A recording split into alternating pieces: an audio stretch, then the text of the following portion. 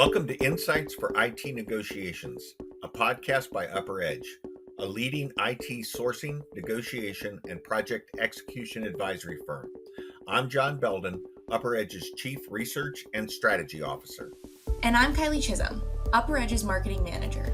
Join us every other week as we share insights to help you maximize the value of your key IT relationships. In each episode, we'll delve into the topics that matter most to IT decision makers and sourcing professionals. Hey John, hey Michael, how are you guys doing today?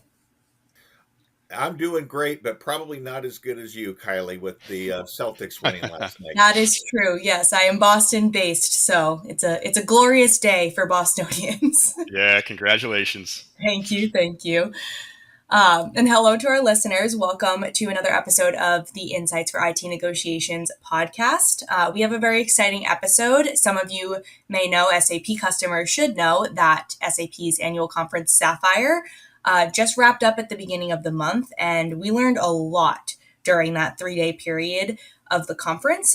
So John and I are joined by Michael Wesseler, who is part of our SAP Advisory practice. He'll talk a little bit more about his role, what the SAP Advisory practice is at UpperEdge.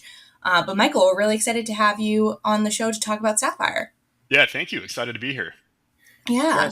So why don't we just get right into it, Michael? Why don't you tell us a little bit about yourself, your background, et cetera, your role at UpperEdge? Yeah, sure. So I am a senior manager within our SAP Commercial Advisory practice here. I've been here for just over 3 years now at UpperEdge. And prior to UpperEdge, I came from Lowe's Home Improvement here in Charlotte, North Carolina, where I was part of their IT category management team. So spent about 5 years at Lowe's, and then prior to that, I held similar roles with other companies in their procurement space, including NCR, Kroger, and spent a little bit of time at Ernst & Young in their supply chain consulting practice as well. Oh, I didn't know you were with EY. Yeah, I was there for about 3 years. So you came. Now your education was out of Miami, right? Miami, Ohio. Yep, not to be mistaken with the tropical Miami, Florida, but no, that's where I think we have in common. I think my son graduated from Miami as well, so you're both. That's right. That's right. And I think he's about as tall as you too, so maybe that's part of the product of the University of Miami. Yeah, it's the cornfields out there. They're raising well. So, hey, just a little bit about you. You mentioned you're a senior manager in the SAP practice. Tell us about the SAP practice in general for UpperEdge. Yeah, sure. So, basically, SAP is one of our bread and butter areas here at UpperEdge. So, our team has extensive knowledge, dating back to the very, origins of UpperEdge and going through the life cycle of ECC. Now we're heavily focused on customers migration, from ECC to S4. Given the impending deadline of the ECC maintenance expiring in 2027. So we're helping a lot of customers go through their S4 journey, and we're doing that in a variety of ways. We're doing that by helping customers get a state of the state, if you will, to assess their relationship with SAP. We do that in the form of understanding what their agreements look like and what their utilization. We talk to them about their pain points and what they're trying to accomplish.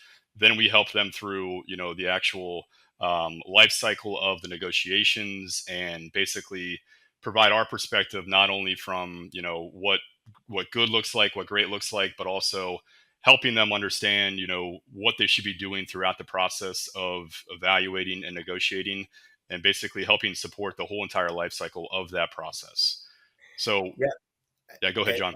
No, and I've seen the materials that we pitched to clients on this, and some of the numbers about the SAP practice are amazing. They said that we've done more than 500 SAP negotiations, and we've got a 41 or a 42x, I'll call it, return on investment. So, with that in mind, it's always, I always like to remind customers, hey, it's just a good idea to have a discussion about it, because you might pick up something in your negotiations. So let's get into a little bit about Sapphire. I mean, I know from my own experience, Sapphire has got about 14,000 clients or people that show up. I shouldn't say clients, right? Because it's more like a speed dating contest there, right? I mean, you've got vendors, you've got SAP, you've got companies like EY, Accenture, potential clients, and everybody's talking to everybody else about, what's, I'll call it, happening in SAP world. So from your perspective, what were the, let me call it, what were the big announcements that happened this year at SAP? Yeah, it's a good question. So we had UpperEdge had a couple attendees from our side too. We had our CEO and we had our chief advisory officer down there and a couple other members and the SAP team who didn't attend all listened in virtually and followed all the different announcements throughout the week. I think some of the things that stood out to us were the heavy emphasis on partnerships. So SAP really focused on their relationship with Microsoft and how they're going to integrate Joule, SAP's Copilot, with Microsoft's Copilot. That was a huge talking point throughout the week. They also talked a lot about their partnership with AWS and what AWS is doing in AI and how they're supporting customers who go RISE and choose AWS as the hyperscaler of choice. I would say also SAP just AI was the buzzword throughout the whole entire week. So everything was, for the most part, AI related. One of the things that definitely stood out to us was they definitely went deeper in terms of the amount of use cases that they have out there for clients to utilize now versus the roadmap. We have some questions around, what that looks like and how that'll, operationalize in terms of customers' current engagements and how that's going to work commercially. But SAP, to give them credit, did go deep in terms of just the roadmap that's associated with their use cases and some of the things like Joule and even other products like SuccessFactors, Ariba, et cetera, how they're integrating AI in those functions. So let me ask you a question before I talk to the next, ask you I'll call it the next big question. Did SAP at all discuss how are they applying generative AI internally in order to be able to reduce costs for customers going forward? Or was it all about this is what we're embedding in the product for you?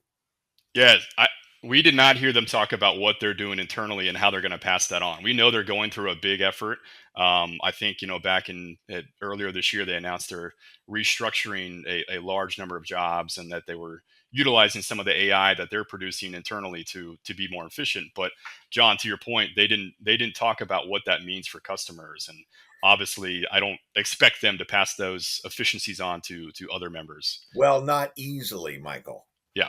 Not easily, right? I mean, that's part of our job as UpperEdge is to pull those savings through for our clients and their negotiations. But I just wanted to make sure that we teed that up that, a lot of companies are applying generative AI, but those savings aren't necessarily coming through to the bottom line of these negotiations. So we talked about kind of what the big announcements are. What were and I'm going to refer to them as the non-announcements, right? What are the things that you expected to hear that we didn't hear, and why is that important for clients? Yeah, I think some of the things that we felt were missing. So they talked a lot about upcoming AI, and they talked a lot about the roadmap, like I mentioned. They didn't necessarily talk about what is currently embedded that customers can use. So they touted the fact that there's 27,000 customers that have AI functionality today with SAP, but based off of what we're hearing, there's a lot of confusion about what even that is, how to operationalize that, what benefits customers can get based off of the just standard capabilities. So I think that was one thing. The other things were around, commercially, obviously our customers come to us for, a lay of the land in terms of just the commercial options with SAP and what that looks like. And we heard that there was, consistent confusion around even how to buy AI. What's the best way to do that? How can you do it, within a RISE agreement? Do you have to do a separate bundle like their new Premium Plus package? Can you do it through BTP? Or all those things different? So I think there's just general confusion about the way that SAP plans to commercialize that. I think also we hear a lot of customers talk about just the general, security concerns of AI, and we attended a virtual session around AI ethics, and they did a poll of they pulled the audience in terms of the greatest concerns that the audience had, and the audience came back with the number one concern being data security. And instead of going into the details in terms of how they were addressing that concern, they simply said they're using, UNESCO's AI principles and ethics, and didn't talk or elaborate anything beyond that. So we felt like they missed the mark on that as well, just in terms of addressing any details beyond saying, "Hey, we're using, UNESCO's guiding principles." Did you know that UpperEdge offers subscription advisory services? This on-demand solution provides essential benchmarks and market insights specific to your business needs precisely when you need it, empowering you and your team to make informed decisions for your IT initiatives. Position your team for success. Reach out today via the link in the show notes to learn more. That's it's interesting, when you talk about the confusion of AI and how you're going to pay for AI a lot. It's almost like Back to the Future when, I started hearing about indirect access. Well, Yeah. what is indirect access? What does indirect access mean? How are we going to pay for it? Right. What is it? It's almost like we're back in that nether world of, we don't really know what this is yet, but we expect you to pay for it. Exactly. And I think even with that too, it's confusing to customers around how SAP is going to track that. We have customers today who SAP can't even provide the utilization of their cloud products through their portal. And the question is, how are they going to provide a point of view in terms of how SAP or how the customers are actually consuming the AI consumption units, because they're struggling with just the basic blocking and tackling for just cloud utilization. So that's Yeah, another big question mark that we got to. Yeah, and I guess maybe one of the larger questions, and it's probably, when we do our engagements with clients, we always talk about kind of integrated sourcing.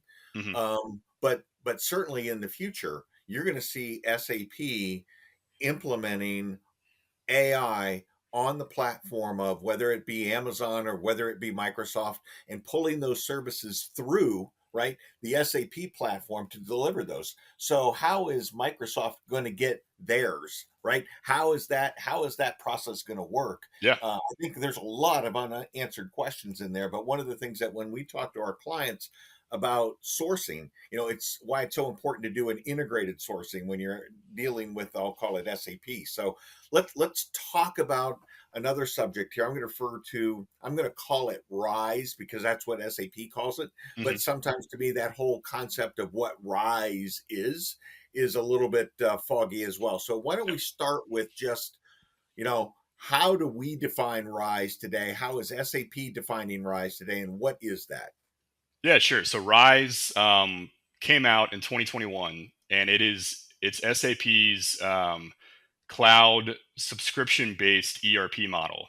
However, if you dig into it, it's more of a managed services model that SAP is offering. So basically, it has S4 cloud functionality within the package, and with it you get infrastructure hosting services. You get some basis services that come standard with it, and then you have your cloud line of business applications that you can purchase as well as part of the bundle. But I think the interesting part about it, John, is like I mentioned, with the managed services model, there is a series of things that you have to assess when you're looking at Rise. So SAP themselves have a RACI document that they publish online, and within that it says there's roughly 1,200 tasks that clients need to consider when evaluating Rise and purchasing Rise. Only 45% of those tasks come standard, whereas the other 55% customers have to determine if they want to pay SAP to do it, if they want to do it themselves, pay another third party, etc. So there's a lot of considerations with that, even within the most standard Rise offering, which is called the Private Cloud Edition. Like I mentioned, there's the infrastructure hosting component. And when you purchase and align on your user count, there's a bundle that comes standard with it that basically provides a t-shirt sizing tier based off of the user count. So SAP has a bundle that ties in the users, the infrastructure, some of the services, and then clients have to determine if that standard bundle is sufficient for them, or if there's additional things kind of going back to the RACI, like I mentioned, that they need to purchase more of, or they need to potentially, look for alternatives for. So it's a very complex model, not only for clients to understand, but to navigate, even once they operationalize it. So what's SAP doing to push people to rise, or are they pushing people to rise? They absolutely are. So they are, basically what we're seeing is, when clients are still interested in perpetual licenses and they want to explore that, SAP, whether they want it or not, will push a rise proposal onto those clients.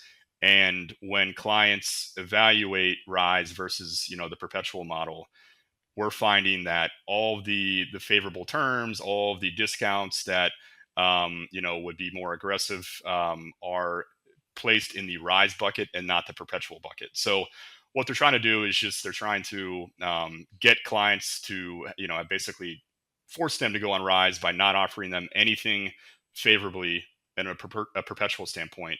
And then the clients who do stay on a perpetual license, there was a period of about 10 years where SAP didn't force maintenance increases. Now they're forcing those every year, and they're also raising what that maintenance increase is every year. So those are some of the things. Additionally, we've talked a lot about AI. SAP is only rolling out their innovations, including AI, into the cloud-based solutions, and basically anything from a R&D standpoint, innovation standpoint, they're putting perpetual aside and only focusing on cloud only, especially rise. So so what challenges then do you foresee for clients then, either making that decision for rise, or once they're in rise, what do they got to be ready for once they're in rise, and how do we work with clients to kind of protect them? Yeah, no, it's a good question. So I think, what we try to focus on with our clients is teaching them everything, or educating them in terms of just the all of the different components that come within rise and all the things they have to consider. So although SAP might say that rise is the silver bullet, it's the answer to all your problems. It's a single SLA stack, and everything else is just magically happens. There's a lot of things that you have to consider even before going rise, and then there's a lot of lessons learned that we're hearing from our clients once they do go rise. So like I mentioned, understanding the technical components of rise, the operational components.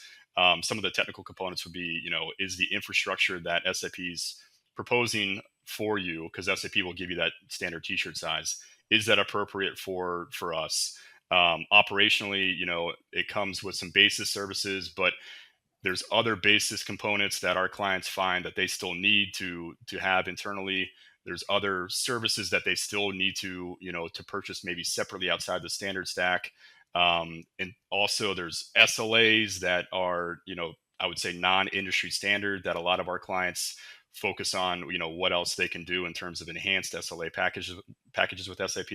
So stuff like that. We go deep in terms of, educating our clients in terms of what those things are that they need to be aware of. And then obviously there's a lot of things since SAP has rolled out Rise 3 years ago. They have different commercial models now. So they have roughly, 4 different commercial models that we're seeing. There's different product packaging. There's all these different things that SAP is trying to roll out to get, some of the hesitant customers to sign up for Rise now based off of some of the things that they're doing and changes that they're making. And then also, some of the things, how they're incorporating AI. There's a lot of commercial questions that we help our clients walk through. So what's the typical duration of a rise agreement? Typically, it's 5 years.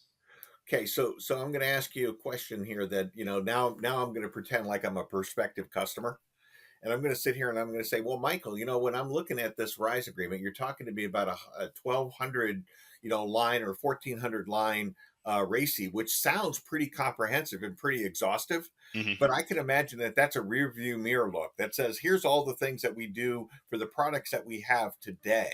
Hmm. Right. But if we think about how all the things are going to adjust over the next 5 years with the introduction of AI and expansion of BTP, what's SAP doing to protect its customers, or is it doing anything to protect its customers from how that RACI is going to shift over the next 5 years? Because it's certainly not going to be static.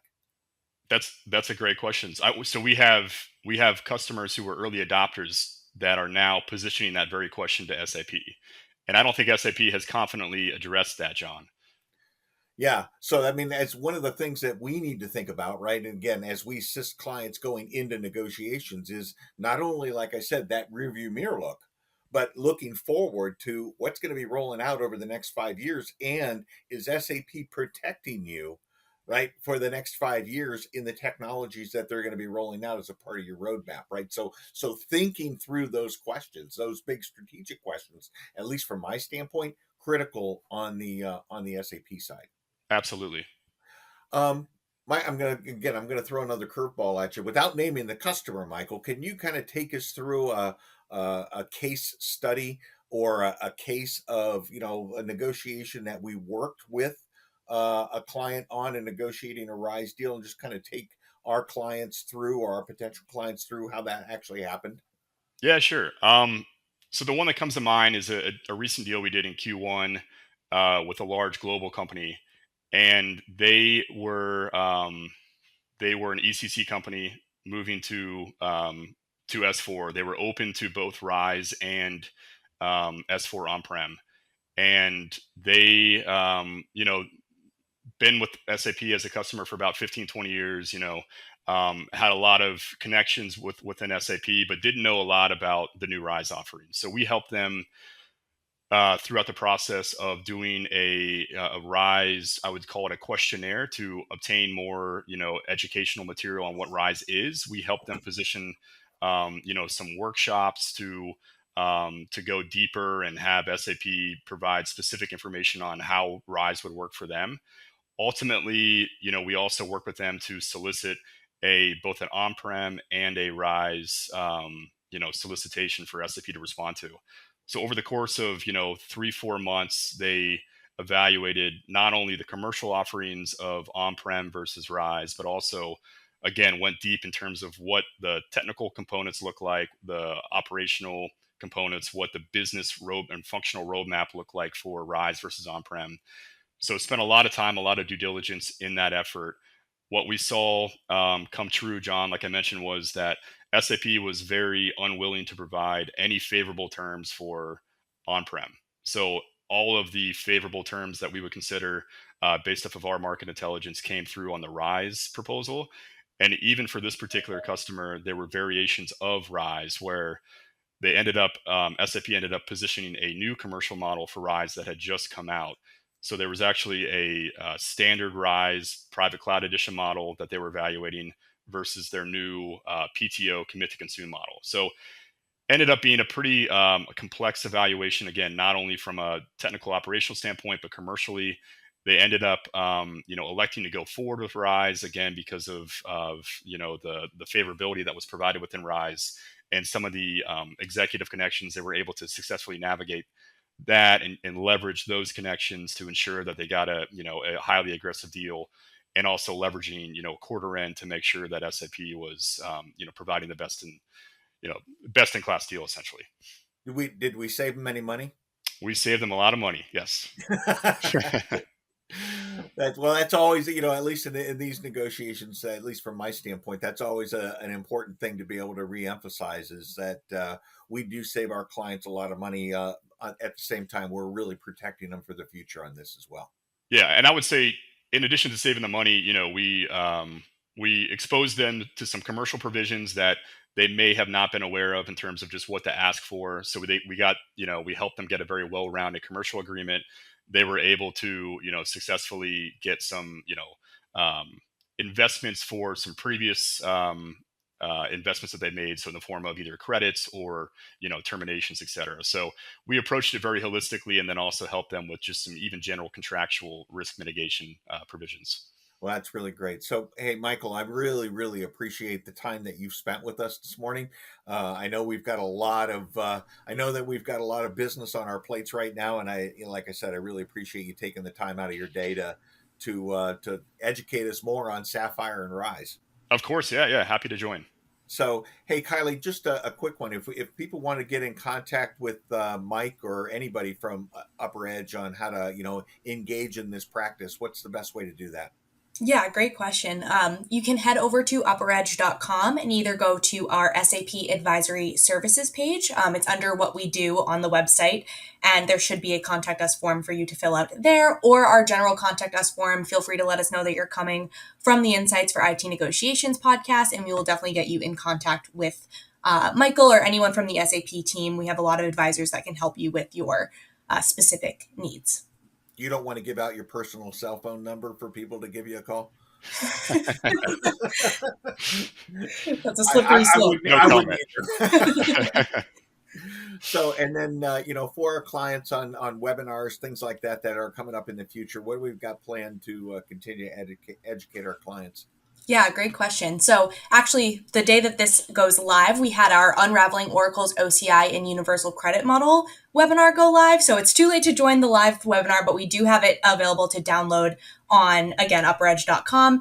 And then next month, we have our Vendor AI-enabled delivery models, extracting value from your IT suppliers webinar with none other than John himself. So that is July 24th at 11 a.m. And you can go ahead and register for that on UpperEdge.com. And that's, Mike, why I asked you that question up front. How is SAP passing through the savings of enabling their own, generative AI? So a little bit of an advertisement on that. They're not, right? That's what we're really going to be talking about next month on our webinar. Awesome. Looking forward to it. Awesome. And thank you guys so much. This was a really great conversation. And make sure to subscribe to the IT Insights for IT Negotiations podcast so that you never miss a new episode. Because we're going to be having a lot with John, sitting down with our subject matter experts and having great conversations like this.